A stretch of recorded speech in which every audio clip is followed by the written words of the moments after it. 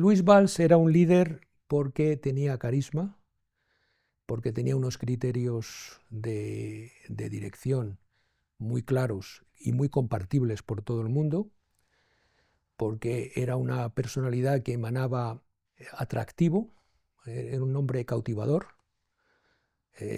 y eso a todos los niveles, a nivel personal, en la relación personal, y eso hacía que su mensaje y su capacidad de dirección y sus directrices pues fueran compartidas por todo el mundo. Yo me quedo en el banco toda la vida profesional porque comparto, digamos, los ideales que tiene el banco, una ética del trabajo del que todos los empleados estábamos orgullosos y seguimos estándolo, la ética que había, de valorar el esfuerzo, de ser muy profesionales, de estar dedicados completamente. A mí me parecía por educación, la educación que había tenido, que esos eran mis valores y esa es la razón. Cuando te encuentras en un sitio compartiendo valores, pues que es el objetivo que debemos tener todos en la vida, ¿no? Hacer que nuestra vida se ajuste a los valores que tenemos. Cuando eso ocurre, no hay razón para marcharse. La prudencia. Era un hombre prudente en su actitud y comportamiento personal y también en la gestión del banco. Siempre fue un hombre prudente, es decir, que entendía muy bien las circunstancias que rodean a la vida en todas las ocasiones, tanto en la vida personal como en la vida empresarial, los peligros que hay.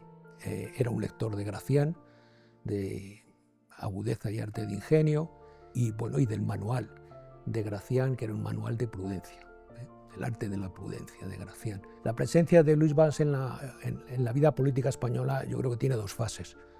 Hasta el final, mediados de los años 70, probablemente coincidiendo con la transición, y después. Es decir, que hasta ese momento Luis Valls tiene una actividad política muy importante.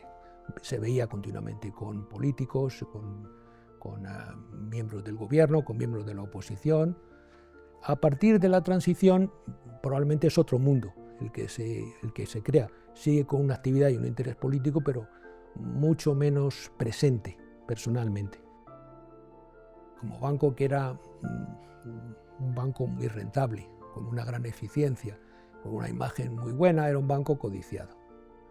Eso le hacía ser un posible blanco de agresiones más o menos violentas.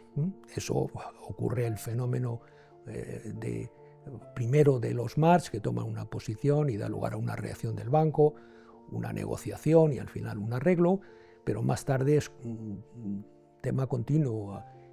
No es un tema, una imaginación, sino es una realidad porque se reciben constantemente, pues, o frecuentemente, muy frecuentemente a lo largo de todos los años. Hasta el final, pues, propuestas de fusión, que eran en realidad propuestas de venderse. Los empleados estábamos orgullosos de estar en el banco. Ese sentido de pertenencia a una entidad que se distinguía de las demás es lo que yo creo que nos hacía orgullosos de estar en el banco. Y eso es lo que también, digamos, fomentaba el que se estuviese dispuesto a trabajar por menos dinero. La sindicatura no era el brazo operativo del Opus del banco por dos razones. Primero, porque la sindicatura no tenía intervención en la gestión. Por tanto, si hubiera estado, digamos, ocupada por el Opus, la sindicatura, exclusivamente, no habría tenido ninguna influencia en el banco. Simplemente habría votado las propuestas de la dirección y las habría apoyado, punto. Pero es que además la sindicatura no estaba, digamos, cerrada a personas del Opus. La sindicatura se procuraba que estuviera todo el mundo que estuviera de acuerdo con la gestión del banco. Nada más. A nadie se le preguntaba. Yo no soy miembro del Opus, yo sindicaba mis acciones. A nadie se le preguntaba si era miembro del Opus. Y yo he visitado a personas de la sindicatura cuando había que aclarar algún aspecto de la gestión, en que entonces una serie de ejecutivos diversos, sin ningún tipo de tinte ideológico, simplemente profesionales del banco, pues íbamos a explicarles las medidas que se iban a tomar o que se habían tomado para que tuvieran información. y eso era todo. Es decir, que ahí he conocido personas de todo corte. Yo he sido consejero del banco y no cobraba. Es decir, que solo se implanta el cobro de unas primas no importantes cuando lo está exigido o recomendado por parte del Banco Central Europeo ya muy al final de la vida del banco. Y por tanto hay dos fases y hay dos grupos de personas.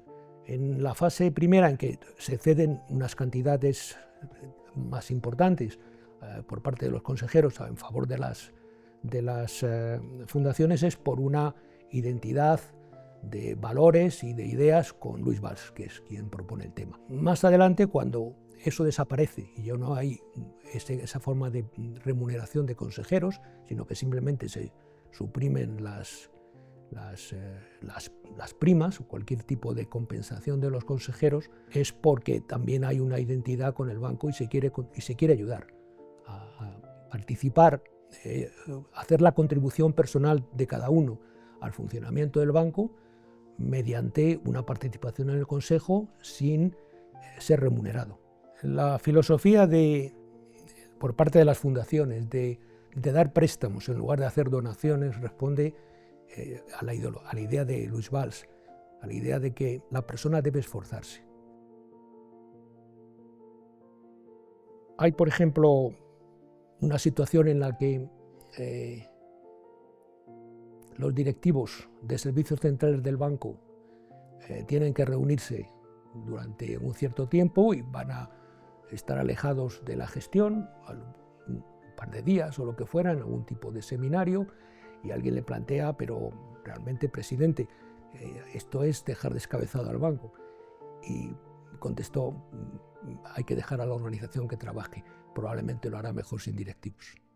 Es decir, que él creía que los directivos eran esenciales de servicios centrales, pero que la red del banco, que era lo importante, que eran las sucursales, que eran los directores regionales, los directores territoriales, que era toda esa estructura, esa máquina que marchaba hacia adelante imparablemente, que eso era lo importante, que estuviera muy bien estructurada, muy bien engrasada, con la gente muy estimulada. Él no era lector de novela, de ficción, pero le gustaba mucho el cine, que es ficción también, y el cual veía también una fuente de información para sus reflexiones.